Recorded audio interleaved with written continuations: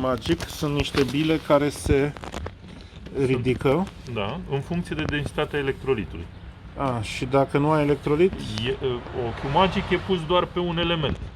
Am înțeles. Oricare din ceilalți 5 poate să fie întrerupt.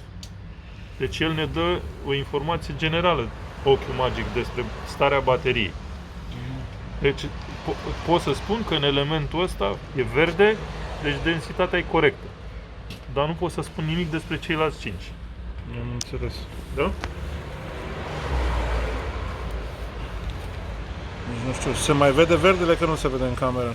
Se vede numai de sus, cred. Ok. Dacă o faci de sus.